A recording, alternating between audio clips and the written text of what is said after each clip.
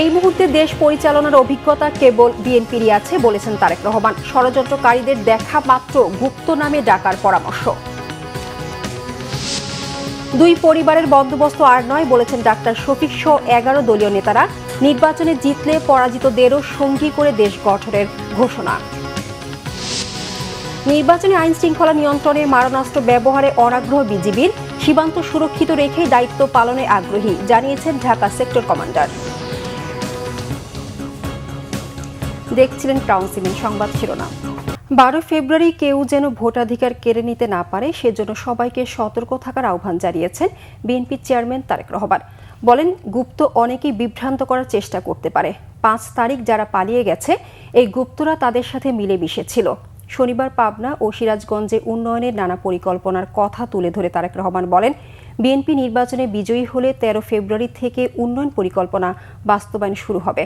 আরও জানাচ্ছেন জাহাঙ্গীর আকন্দ, ছবি তুলেছেন এম সেলিম, সাথে ছিলেন সিরাজগঞ্জ প্রতিনিধি হারুনুর রশিদ খান। 19 বছর পর যমুনাপাড়ের শহর সিরাজগঞ্জে আসলেন বিএনপির চেয়ারম্যান তারেক রহমান। দীর্ঘ 1.5 যুগেরও বেশি সময় পর নেতাকর্মীরা তাদের প্রিয় নেতাকে সচক্ষে দেখবেন এবং তার নির্দেশনামূলক বক্তব্য শুনবেন সে আশায় সকাল থেকেই অপেক্ষায় ছিলেন বিসিক শিল্প পার্ক এলাকার জনসভায়। বেলা 3:30টার পর জনসভার মঞ্চে আসেন তারেক রহমান। দীর্ঘদিন পর নেতাকে কাছে পেয়ে উচ্ছ্বসিত হন নেতাকর্মীরা।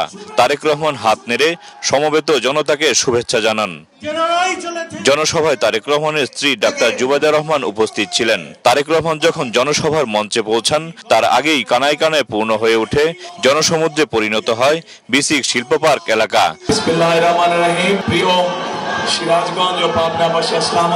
প্রধান অতিথির বক্তব্যে তারেক রহমান বলেন, সিরাজগঞ্জ ও পাবনা কৃষিবান্ধব ও শিল্প এলাকা, এগুলোকে টেনে তুলতে হবে। ক্ষমতায় গেলে এ এলাকার তাঁত শিল্পকে বিদেশে রপ্তানির ব্যবস্থা করা হবে বলে জানান তিনি। মা বোনদের স্বাবলম্বী করে গড়ে তুলতে নিজের পরিকল্পনার কথা জানান তারেক রহমান। এই মুহূর্তে কৃষিকেও যেমন আমাদের টেনে উঠাতে হবে, কৃষক ভাইদের পাশে দাঁড়াতে হবে, একই সাথে লক্ষ লক্ষ তরুণ যুবকের কর্মসংস্থানের ব্যবস্থা করতে হবে। নতুন নতুন শিল্প পার্ক স্থাপনের মাধ্যমে আমাদেরকে এই সমস্যার সমাধান করতে হবে। সমগ্র উত্তরাঞ্চলে আমরা কৃষি নির্ভর শিল্প গড়ে তুলতে চাই। এই এলাকার মানুষ তাঁত শিল্পের সাথে বহু মানুষ এখানে জড়িত, কিন্তু এই তাঁত শিল্পকে যদি আমরা তাঁত শিল্পের সম্পর্কে যদি আমরা পরিকল্পনা গ্রহণ করতে পারি তাহলে এই তাঁত শিল্প উৎপাদিত পণ্য আমরা ইনশাআল্লাহ সারা বিশ্বে ছড়িয়ে দিতে সক্ষম হব এবং আগামী দিনে আমরা তাই করতে চাই। বিএনপির চেয়ারম্যান বলেন, 71-এ স্বাধীনতা অর্জিত হয়েছে, 24-এ মানুষ জীবন দিয়ে স্বাধীনতাকে রক্ষা করেছে। এখন একে অর্থবহ করে তুলতে হবে।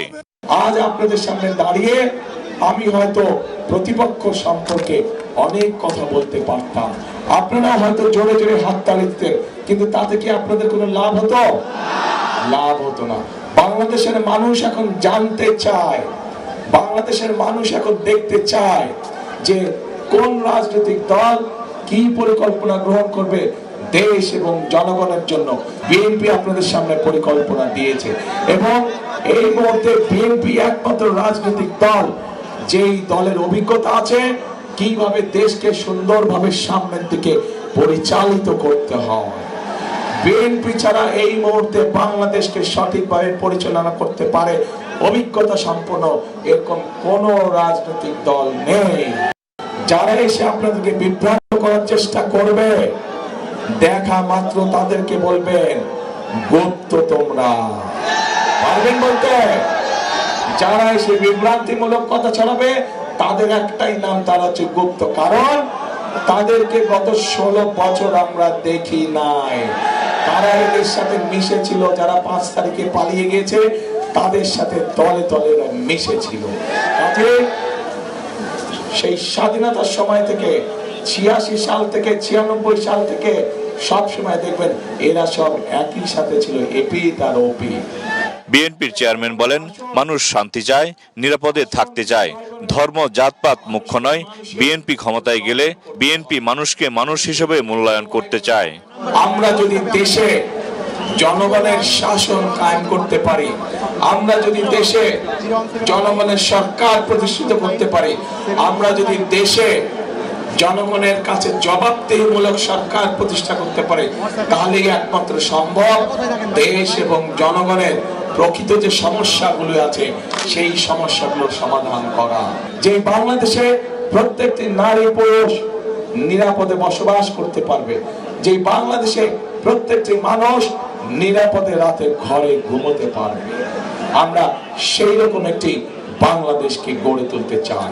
কিন্তু সেই রকম বাংলাদেশকে যদি গড়ে তুলতে হয়, অবশ্যই বাংলাদেশের মানুষের জোরালো সমর্থন প্রয়োজন, এবং আমরা দৃঢ়ভাবে বিশ্বাস করি এই সমর্থন প্রতিবারের মতন এবারও ইনশাআল্লাহ বাংলাদেশের মানুষ ধানের শীষের পক্ষে রায় দিবে।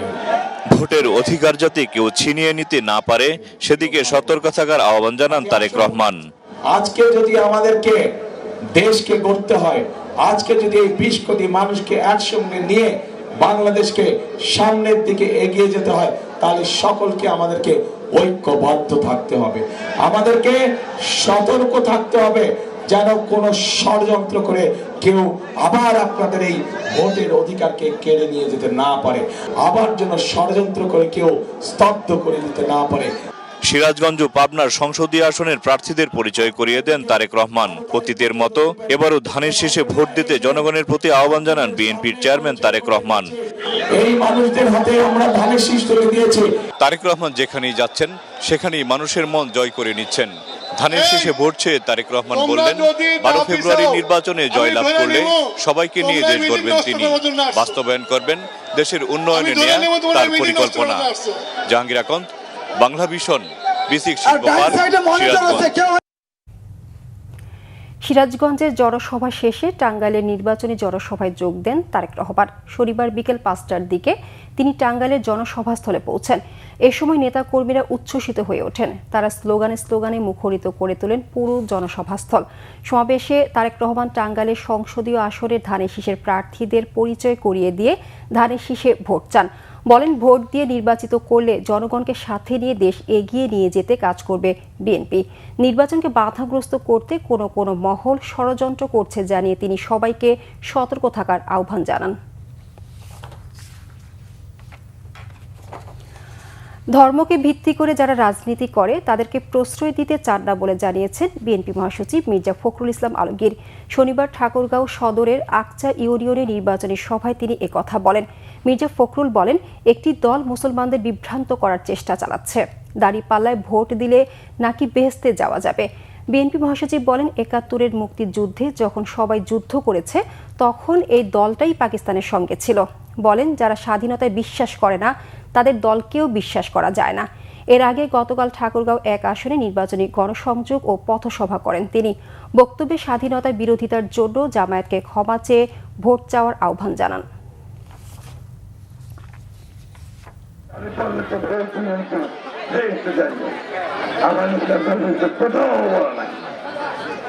আমার যে করবে কাজ করবে, যে উপরওয়ালা নিতে সামনে নির্দেশে যে কাজ করবে সেই বেহেশতে দিতে পারবে, অন্য কেউ বেহেশতে দিতে পারবে না।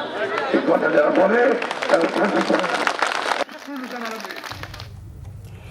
একটি দল জুলাইকে তুচ্ছ তাচ্ছিল্য করলেও জনগণের চাপে গণভোটে হ্যাঁ এর পক্ষে অবস্থান নিয়েছে বলে মন্তব্য করেছেন জামায়াত ইসলামীর আমির ডাক্তার শফিকুর রহমান। শনিবার বিকেলে কেরানীগঞ্জে ঢাকা জেলার জনসভায় কথা বলেন তিনি। এর আগে কুমিল্লার ১৪ গ্রামে ১১ দলীয় জোটের জনসভায় অংশ নিয়ে জামায়াত আমির বলেন, নির্বাচনে জয়ী হলে পরাজিতদেরকেও দেশ গঠনে সঙ্গী করা হবে। কোনো দলকে হজম নয়, ঐক্যবদ্ধ বাংলাদেশ গড়তে চায় ১১ দলীয় জোট। নির্বাচন বানচালের চেষ্টা করলে প্রতিহতের হুঁশিয়ারি দেন এনসিপির আহ্বায়ক নাহিদ ইসলাম। রেজাউল করিমের ক্যামেরার ওমর ফারুকের রিপোর্ট। নির্বাচনী প্রচারণার ১০ম দিনে কুমিল্লার ১৪ গ্রামে জামায়াত ইসলামী সহ ১১ দলীয় জোটের নির্বাচনী জনসভা। নির্ধারিত সময়ের আগে সভাস্থলে জড়ো হন নেতাকর্মীরা। অংশ নেন জামায়াতের আমির সহ ১১ দলীয় শীর্ষ নেতারা। এ সময় ১১ দলের শীর্ষ নেতারা বলেন, ২৪-এর পরে বাংলাদেশের মানুষ দুই পরিবারতন্ত্রের রাজনৈতিক বন্দোবস্তে ফিরতে চায় না। বলেন, অভ্যুত্থানে শুরু হওয়া পরিবর্তনকে চূড়ান্ত রূপ দিতে গণভোটে জয়যুক্ত করতে হবে। ১১ দলীয় জোট জয়ী হলে জুলাই গণহত্যা ও হাতি হত্যার বিচারের প্রতিশ্রুতিও দেন তারা। যদি কেউ আমার মায়ের কোন গায়ে হাত তোলার চেষ্টা করে, যদি কেউ আমার কোন বোনের দিকে চোখ তুলিয়ে চোখ বড় করে তাদের দিকে ভিন্ন দৃষ্টিতে তাকাবার দুঃসাহস দেখায়, কেউ যদি আমার কোন মেয়ের ইজ্জতের হিজাব নিয়ে টানাটানি করার চেষ্টা করে, আমি বলে যাই সে হাত ভেঙে গুড়িয়ে দেবেন। আমরা স্পষ্টভাবে বলে দিতে চাই, বাংলাদেশে সরকারকে ক্ষমতায় আসবে, সরকারকে গঠন করবে, তা নির্ধারণ করবে একমাত্র বাংলাদেশের জনগণ। যদি কোনো আধিপত্যবাদী শক্তি চেষ্টা করে এই সরকার এই নির্বাচনকে তারা হস্তক্ষেপ করার চেষ্টা করে, তাদের বিরুদ্ধে বাংলাদেশের জনগণ দাঁড়াবে। জামায়াতের আমির ডাক্তার শফিকুর রহমান বলেন, 11 দলীয় জোট এমন দেশ গঠন করতে চায় যেখানে সব নাগরিকের জীবন, সম্পদ এবং সম্মান নিরাপদ থাকবে। ঐক্যবদ্ধ বাংলাদেশের প্রতিশ্রুতিও দেন তিনি। চাঁদাবাজি সহ যত দুর্নীতি আছে আমরা এগুলার জড় কেটে দিতে চাই ইনশাআল্লাহ তাআলা। এতে কারো ভয় পাওয়ার তো কিছু নেই। যারা চাঁদাবাজি করেন, দুর্নীতি করেন, তাদেরও ভয় পাওয়ার কিছু নেই। আমরা তো এমন একটা সমাজ গড়তে চাচ্ছি যেখানে প্রত্যেকটা নাগরিক তার জীবন, সম্পদ এবং ইজ্জতের নিরাপত্তা ভোগ করবে ইনশাআল্লাহ। পরে কুমিল্লার নিমসার ও দাউদকান্দিতে পথসভায় যোগ দেন জামাত আমির। ঢাকায় ফেরার পথে কেরানীগঞ্জের জামায়াত ইসলামী ঢাকা জেলার উদ্যোগে আয়োজিত নির্বাচনী জনসভায় অংশ নেন তিনি। এ সময় জামায়াতের আমির বলেন, একটি দল জুলাইকে তুচ্ছ-তাচ্ছিল্য করলেও জনগণের চাপে গণভোটে হায়ের পক্ষে অবস্থান নিয়েছে। হ্যাঁ ভোটের নামই হচ্ছে আগামীর বাংলাদেশ। এই হ্যাঁ ভোটের নাম হচ্ছে আজাদি, না ভোটের নাম হচ্ছে গুলামি। আজাদি না গুলামি, আজাদি না গুলামি। দেশের বিভিন্ন জেলায় নির্বাচনী জনসভায় বেকারত্ব দূরীকরণ, নারী অধিকার নিশ্চিত করা, দুর্নীতিমুক্ত বাংলাদেশ গড়তে নানান প্রতিশ্রুতি দিচ্ছে বাংলাদেশ জামায়াত ইসলামী। এমন প্রতিশ্রুতির কতটা প্রভাব পড়ছে সেটার প্রতিফলন হয়তো 12 তারিখের নির্বাচনেই দেখা যাবে। ওমর ফারুক, বাংলা ভিশন। প্রচারণার 10ম দিনে শনিবারও গণসংযোগে ব্যস্ত ছিলেন ঢাকার বিভিন্ন আসনের বিএনপি মনোনীত প্রার্থীরা। ঢাকা 8 আসনে গণসংযোগ ও নেতাকর্মীরা ছাড়াও বিভিন্ন ব্যবসায়ী সংগঠনের সঙ্গে মতবিনিময় করেছেন দলের স্থায়ী কমিটির সদস্য ও প্রার্থী মির্জা আব্বাস। নির্বাচনের ফলাফল ঘোষণা 12 ঘন্টার বেশি হলে তা দুরভিসন্ধিমূলক হবে বলে মনে করেন তিনি। এদিকে পুরান ঢাকার দয়াগঞ্জ সহ বিভিন্ন এলাকায় গণসংযোগ করেছেন ঢাকা 6 আসনের প্রার্থী ইশরাক হোসেন। বিস্তারিত শুভ মাহফুজের রিপোর্টে। শনিবার সকালে রাজধানীর নয়াপল্টনে হাব, বায়রা ও আটাবের সাথে মতবিনিময় করেন ঢাকা 8 আসনে বিএনপির প্রার্থী মির্জা আব্বাস। এ সময় তিনি অভিযোগ করেন, নির্বাচন কমিশন ও সরকারের ঘাপটি মেরে আছে ষড়যন্ত্রকারীরা, যারা নির্বাচন বানচাল ও বিতর্কিত করতে ভোটের ফলাফল ঘোষণা বিলম্বিত করতে চায়। কার সমর্থনে, কিসের আশায় নির্বাচন কমিশনের কিছু কিছু লোক বলতেছে নির্বাচনের রেজাল্ট দিতে 3 দিন সময় লাগবে। কেন ভাই 12 ঘন্টার বেশি দেরি করে? তাহলে বুঝতে হবে তাদের ভিতরে অসৎ কোনো উদ্দেশ্য আছে। আমরা কোনো অসৎ উদ্দেশ্যকে প্রশ্রয় আমরা দেব না। দরকার পড়লে নির্বাচনের আগেই আমরা আন্দোলন গড়ে তুলব। রাজধানীর দয়াগঞ্জের সর্দার আলী সড়কে প্রচারণা দিয়ে দিনের কর্মসূচি শুরু করেন ঢাকা 6 আসনের বিএনপির প্রার্থী ইশরাক হোসেন। দিনব্যাপী পুরান ঢাকায় নিজ সংসদীয় আসনে গণসংযোগ করেন তিনি।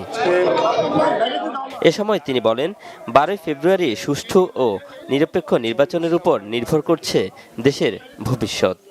আমাদেরকে যে কোনো মূল্যে নিশ্চিত করতে হবে যে একটি সুষ্ঠু, স্বাভাবিক, নিরপেক্ষ নির্বাচন আমরা অনুষ্ঠিত করতে পারি এবং শান্তিপূর্ণ উপায়ে গণতান্ত্রিক পন্থায় ক্ষমতা হস্তান্তরের পথ সেটা আমরা শুরু করতে পারি।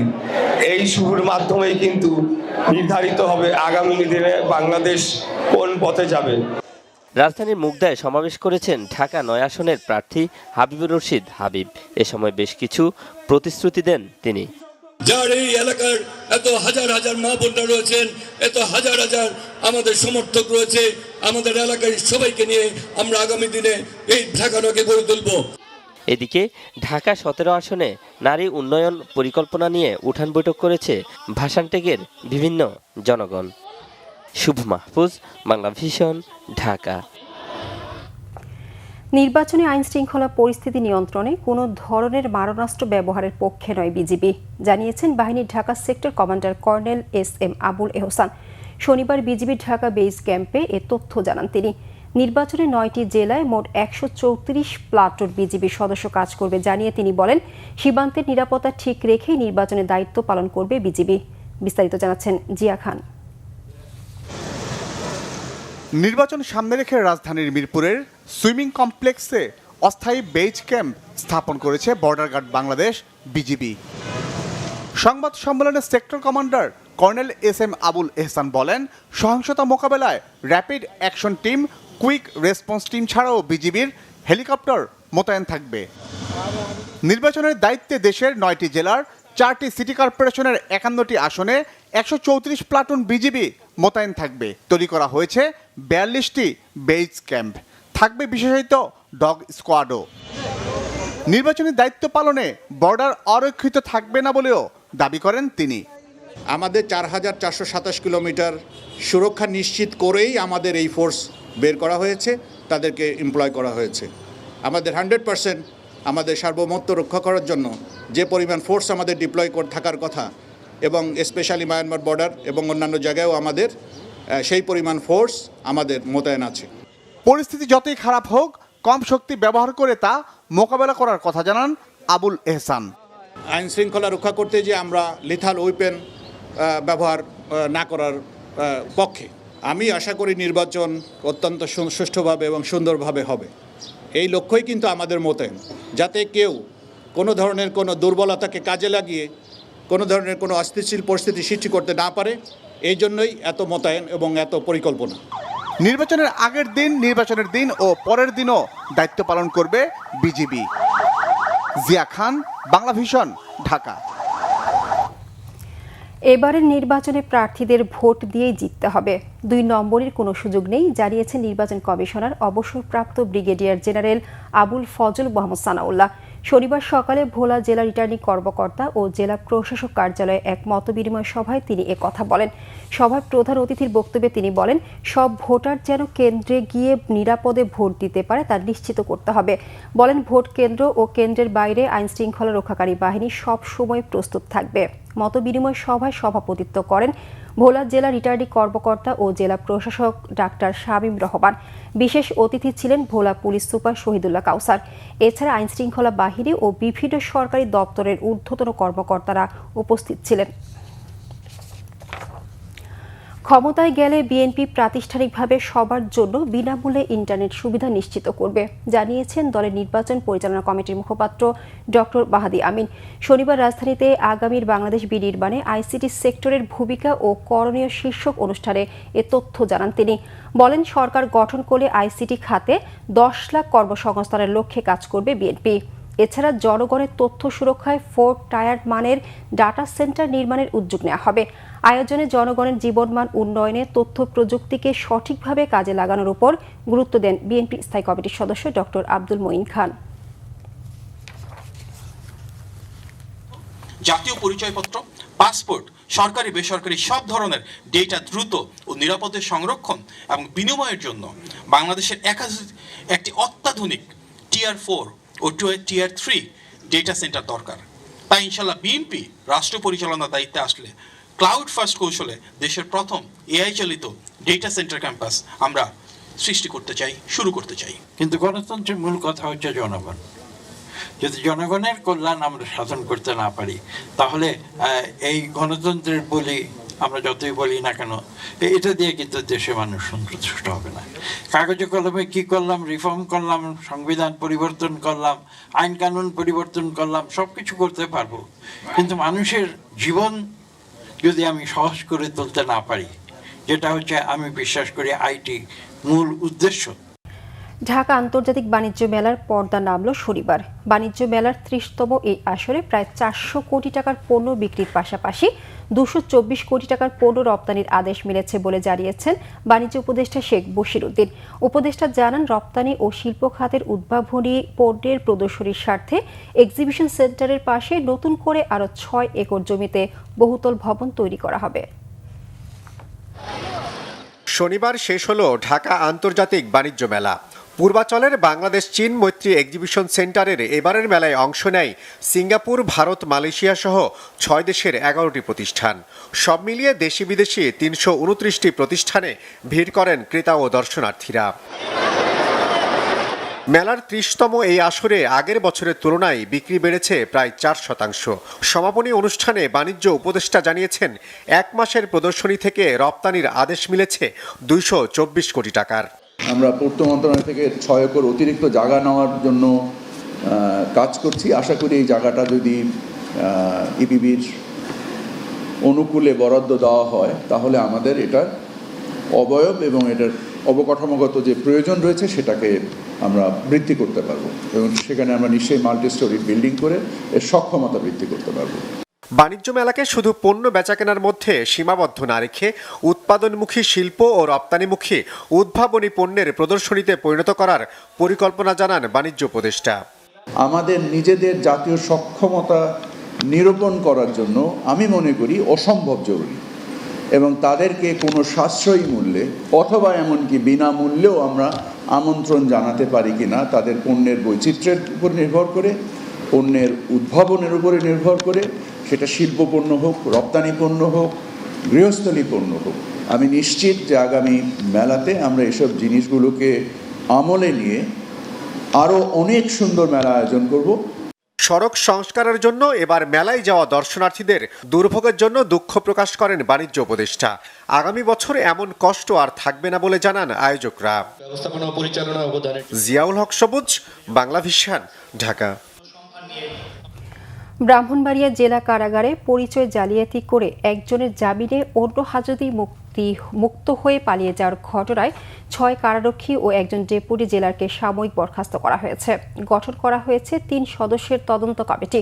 এই ঘটনার পরপরই দায়িত্বে অবহেলার অভিযোগে জেলার মঞ্জুরুল ইসলাম বাদী হয়ে ব্রাহ্মণবাড়িয়া সদর মডেল থানায় একটি মামলা দায়ের করেন। এর আগে গত ২৯ জানুয়ারি সকালে হাজতি দিদার হোসেনের জামিন সংক্রান্ত কাগজপত্র কারাগারে পৌঁছালে মুক্তির প্রক্রিয়া শুরু হয়। এ সময় অন্য হাজতি হৃদয় কৌশলে নিজেকে দিদার পরিচয় দেয়। সে সময় ডিউটিতে থাকা কারারক্ষীরা হৃদয়কে দিদার হোসেন মনে করে মুক্ত করে দেন বলে মামলায় উল্লেখ করা হয়েছে। সাসপেন্ড করছি এবং ডেপুটিদেরকে সাসপেন্ড করছি এর বিষয় থেকে, এইটুকুই হচ্ছে মূল কথা। সংবাদ শেষ করব ক্রাউন 7 শিরোনামগুলো আরেকবার জানিয়ে। এই মুহূর্তে দেশ পরিচালনার অভিজ্ঞতা কেবল বিএনপিরই আছে বলেছেন তারেক রহমান। ষড়যন্ত্রকারীদের দেখা মাত্র গুপ্ত নামে ডাকার পরামর্শ। 2 পরিবারের বন্দোবস্ত আর নয় বলেছেন ডাক্তার শফিক সহ 11 দলীয় নেতারা। নির্বাচনে জিতলে পরাজিতদেরও সঙ্গী করে দেশ গঠনের ঘোষণা। নির্বাচনে আইন শৃঙ্খলা নিয়ন্ত্রণে মারণাস্ত্র ব্যবহারে অনাগ্রহ বিজিবির। সীমান্ত সুরক্ষিত রেখেই দায়িত্ব পালনে আগ্রহী জানিয়েছেন ঢাকা সেক্টর কমান্ডার। এই ছিল এখনকার মতো। পরের সংবাদ সকাল 10টায়, এর আগে 9টায় রয়েছে নিউজ টপ 10 দেখার আমন্ত্রণ রইল। এছাড়া বাংলাভিশন সংবাদ ও সংবাদ সংশ্লিষ্ট অনুষ্ঠান দেখতে ভিজিট করুন www.videos24.com ও facebook.com/banglavishnnews এবং সাবস্ক্রাইব করুন youtube.com/banglavishnnews। ধন্যবাদ সবাইকে।